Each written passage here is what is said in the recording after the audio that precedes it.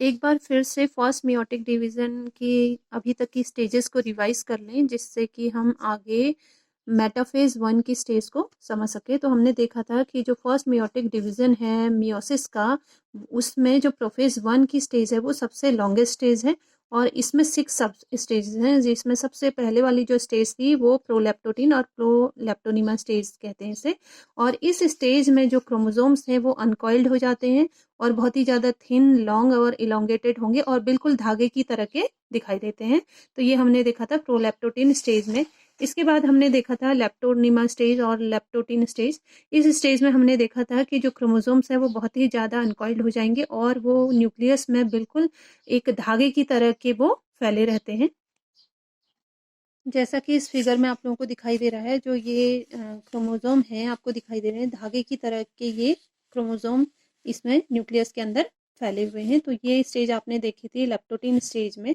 और leptotene stage में ही आपने देखा था कि जो क्रोमोसोम्स हैं वो न्यूक्लियस के एक ओर ऐसे आ जाते हैं, ऐसे इकट्ठा हो जाते हैं जहाँ पे कि उसका सेंट्रियोल होता है। ठीक है, सेंट्रियोल वाली जगह पे ऐसे इकट्ठा हो जाते हैं कि लगता है कि जैसे कोई बुके है रखा होगा। तो इस वजह से इस स्टेज को बुके स्टेज भी कहते हैं लेप्टोटिन स्टेज में। और फिर हमने देखा था कि जो सेंट्रियोल है ये भी डिवाइड होता है, इसका डॉटर सेंट्रियोल बनता है और ये दोनों ही अपने ऑपोजिट पोल की ओर मूव करते हैं इस स्टेज में के दौरान ही। और वहां पे जाने के बाद फिर ये सेंट्रियोल एक और बार फिर से डिवाइड होता है, यानी कि इनकी अपनी डॉटर सेंट्रियोल बनाते हैं। तो इतना हमने देखा था लेप्टोटिन स्टेज में। इसके बाद जो थर्ड स्टेज है उसे कहेंगे जाइगोटिन और जाइगोनिमा स्टेज। और इसमें हमने देखा था कि जो होमोलोगस क्रोमोसोम्स हैं उनमें पेयरिंग स्टार्ट हो जाती है और वो दोनों एक दूसरे से जुड़ जाते हैं, यानी कि जो मदर एंड फादर के जो क्रोमोसोम्स हैं वो आपस में आके यूनियन अपना यूनाइट हो जाते हैं। और ये उनका जो यूनियन है वो एक पर्टिकुलर काइंड ऑफ प्रोटीन की वजह से होता है, जिसकी वजह से उन दोनों का जो कॉम्प्लेक्स है और जो उनके बीच में जो उस पर्टिकुलर प्रोटीन की वजह से जो कॉम्प्लेक्स बनता है उसे अब हम कहेंगे साइनेप्टोनिमल कॉम्प्लेक्स। और इस साइनेप्टोनिमल कॉम्प्लेक्स का फंक्शन ही यही था कि ये दोनों होमोलोगस क्रोमोसोम्स को एक दूसरे के साथ में बांधे रखता है। यहाँ पर आप जाइगोटिन की स्टेज आप देख सकते हैं, जहाँ पे कि दो होमोलोगस क्रोमोसोम्स आपस में आके साइनेप्स करते हैं, यानी कि अपना यूनियन बना लेते हैं, जिससे कि साइनेप्सिस भी कहा जाता है। और यही जो यूनियन है इसी को हम कह रहे हैं साइनेप्टोनिमल कॉम्प्लेक्स। और नीचे लिखा भी हुआ है synapsis begins synaptonemal complex.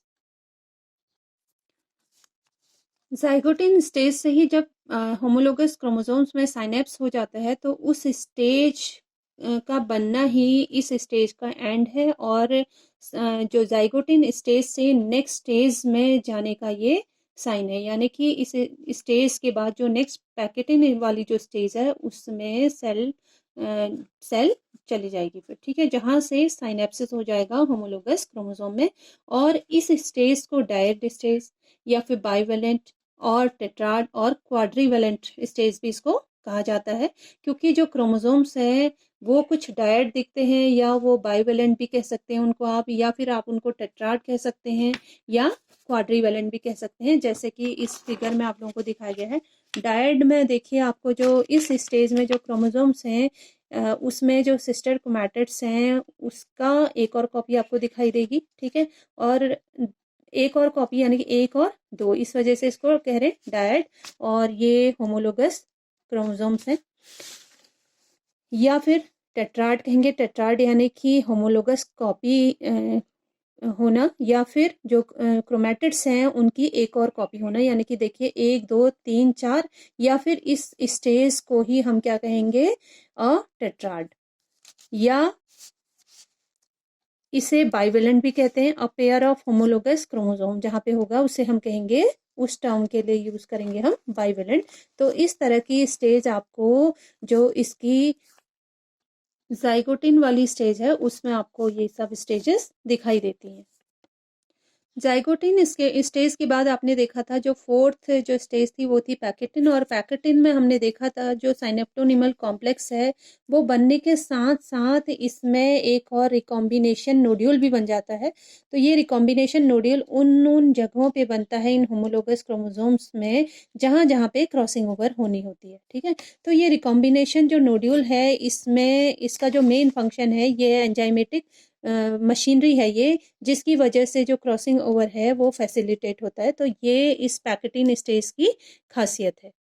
Fifth जो स्टेज हमने देखी थी प्रोफेज 1 की वो थी डिप्लोटिन, जिसमें हमने देखा था कि जो साइनेप्टोनिमल कॉम्प्लेक्स है यानी कि जो क्रोमोसोम एक क्रोमोसोम जो दूसरे होमोलोगस क्रोमोसोम के साथ में जुड़ा हुआ है उनके बीच का जो जुड़ाव है जिससे हम कह रहे हैं साइनेप्टोनिमल कॉम्प्लेक्स, ये धीरे धीरे डिसॉल्व हो जाएगा, मतलब ये गायब हो जाएगा और इसमें सिर्फ काइजमेटा वाला रीजन आपको दिखाई देगा और वो भी जो क्रोमैटिड्स हैं उसके एंड में ये दिखाई देगा, ताकि जो ये दो होमोलोगस क्रोमोसोम्स हैं ये आपस में जुड़े हुए रहे, ठीक है? तो इस वजह से इसमें काइजमेटा फॉर्मेशन आपको दिखाई देता है और यही वो रीजन है जहाँ से आपकी क्रॉसिंग ओवर होती है और एक क्रोमैटिड एक होमोलोगस क्रोमोसोम का नॉन सिस्टर क्रोमैटिड दूसरे होमोलोगस क्रोमोसोम के नॉन सिस्टर क्रोमैटिड्स के साथ में अपने पार्ट्स को एक्सचेंज करता है और उसका रिजल्ट आपको यहाँ पे दिखाया गया है कि किस तरह से अलग होने के बाद दोनों के पार्ट्स जो है एक्सचेंज पार्ट है इनमें दिखाई देते हैं और इसी की वजह से जो जेनेटिक वेरिएशन है वो आता है। तो ये जो मियोसिस डिवीजन है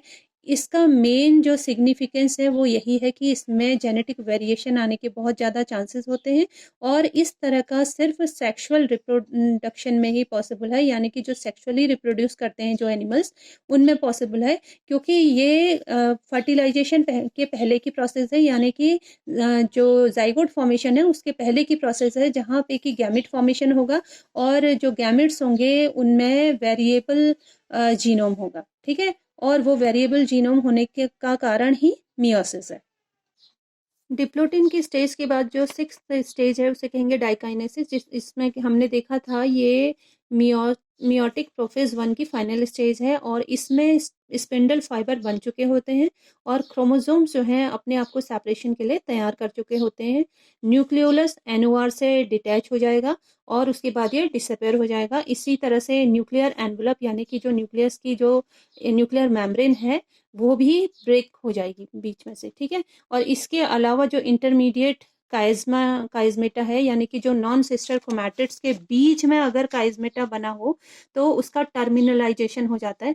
आप ये समझिए कि आपने दो रस्सियों को जब आपने उसको एक दूसरे के ऊपर ट्विस्ट किया तो बीच में है उसका ट्विस्टिंग, तो आप जब उसको बाहर निकालना चाहते हैं तो आप दोनों ही साइड से उसे खींचेंगे और लास्ट में वो उसके एंड में पहुंच जाएगा, ये जो उसका ट्विस्टिंग है उसके एंड पॉइंट पे पहुंच जाएगा। तो इसी तरह से ये भी ऊपर से खुलते हुए नीचे पहुंच जाता है और यहीं पे ये इस तरह से एक तरह से जुड़ा हुआ रहता है जिसे कि टर्मिनलाइजेशन कहते हैं और इस प्रोसेस को आप यहाँ पे आसानी से देख सकते हैं। ये टर्मिनल काइजमेटा इसमें बन जाता है, ठीक है, जिसकी वजह से ये क्रोमोसोम जो है आपस में एक दूसरे से जुड़े रहते हैं और साथ ही जो इसका जो यहाँ पे सेंट्रोमेयर है उसका काइनेटोकोर स्पिंडल फाइबर के माइक्रोट्यूब्यूल से जुड़ जाता है और यही वो टाइम है जब ये अपनी नेक्स्ट स्टेज जिसे हम कहेंगे मेटाफेज 1 उस स्टेज की ओर इसकी शुरुआत होती है इस स्टेज से और डाइकाइनेसिस स्टेज की यहाँ पे ख़त्म होता है। तो इस तरह से प्रोफेज 1 जो है यहाँ पे कंप्लीट होता है। प्रोफेज 1 के ख़त्म होने के बाद ये नेक्स्ट स्टेज में जो सेल है वो पहुंचेगी, उसे कहेंगे मेटाफेज 1। इस स्टेज में जो होमोलोगस क्रोमोसोम्स हैं जैसा कि बताया कि वो बीच इक्वेटर में वो अलाइन हो जाएंगे और जो उनका काइनेटोकोर है वो स्पिंडल फाइबर के माइक्रोट्यूब्यूल के साथ में वो जुड़ जाएगा, ठीक है? और साथ ही जो नॉन सिस्टर क्रोमैटिड्स हैं वो भी अपने सेम पोल के माइक्रोट्यूब्यूल के साथ में वो जुड़ जाती हैं और इस तरह से जो स्ट्रक्चर उस टाइम पे दिखाई देगा तो वो स्ट्रक्चर कुछ इस तरह का दिखाई देगा। आप देख सकते हैं ये दो पोल हैं, एक ये पोल है, एक ये पोल है, एक ये पोल है। तो इसमें आपको बीच में आपको ये सारे क्रोमोसोम्स दिखाई दे रहे हैं, बिल्कुल इक्वेटर पे अलाइन है। और आप देख सकते हैं कि जो एक साइड के क्रोमोसोम है, यानी कि आप समझ लीजिए एक मदर की साइड के क्रोमोसोम है तो दूसरा फादर की साइड के क्रोमोसोम है। तो इस तरह से 23 पेयर्स यहाँ पे, 23 पेयर्स इस ओर, तो इस तरह से ये अलाइन हो जाते हैं और बिल्कुल अपने ऑपोजिट पोल की ओर खींचने को तैयार रहते हैं। और इसी टाइम पे जो इसमें टर्मिनल आपने काइज़्मा देखा था वो भी इसमें जुड़ा हुआ रहता है। लेकिन लेटर ऑन जैसे जैसे आप ये सेल अपनी नेक्स्ट स्टेज में पहुंचती है और फाइनली टीलोफेज में जब ये स्पिंडल फाइबर अपनी ओर को मूव करेंगे, ये शॉर्टन होते जाएंगे, खींचते जाएंगे और छोटे होते जाएंगे और दोनों होमोलोगस क्रोमोसोम के बीच की दूरी बीच में से बढ़ती जाएगी। तो उस टाइम पे जो ये टर्मिनल काइज़्मा जो लास्ट में जो बना होता है वो ब्रेक हो जाता है। तो ये अभी जो मैंने स्टेज बताई मेटाफेज 1, जिसमें कि सारे ही जो क्रोमोसोम्स हैं वो इक्वेटर पे अलाइन हो जाएंगे और सभी का काइनेटोकोर जो है वो अपने स्पिंडल फाइबर के माइक्रोट्यूबुल के साथ में जुड़ जाता है और सेपरेशन के लिए वो तैयार रहता है।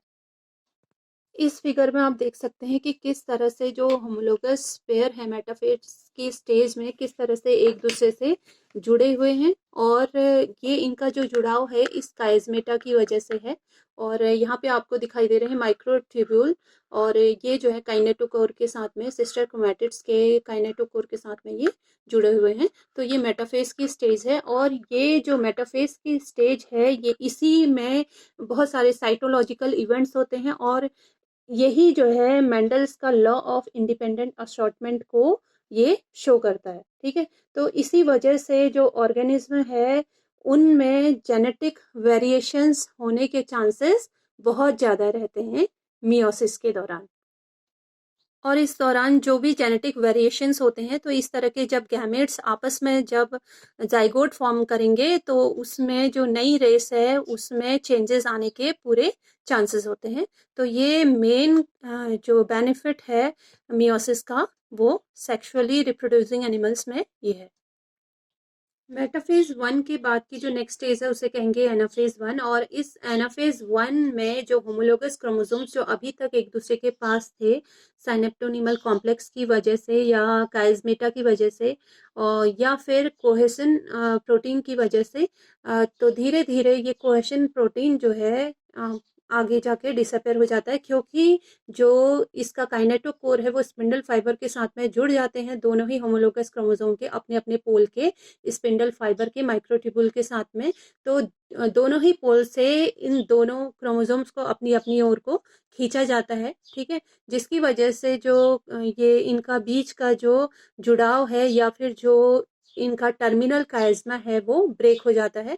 लेकिन जो कोहेसन है जो सेंट्रोमेयर का आपस में वहाँ पे दो क्रोमैटिड्स दो सिस्टर क्रोमैटिड्स ये आपस में कोहेसन प्रोटीन की वजह से आपस में ये जुड़े हुए रहते हैं।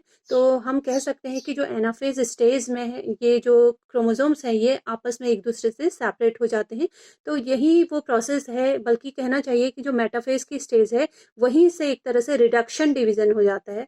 तो रिडक्शन डिवीजन इसीलिए इसको कहा गया है क्योंकि जो पेरेंट सेल है आपने देखा था उसमें 46 नंबर ऑफ क्रोमोसोम्स थे, जो डॉटर सेल में जाने तक वो आगे जाके 23 नंबर रह जाएंगे। तो इस वजह से ये रिडक्शन डिवीजन है, मतलब कि हाफ नंबर ऑफ क्रोमोसोम्स इसमें जो मदर्स के हैं हाफ नंबर मदर्स के हाफ नंबर फादर्स के, तो ये दोनों अलग अलग सेल में जाएंगे। ठीक है, तो इस वजह से इसको हम कहते हैं रिडक्शन डिवीजन।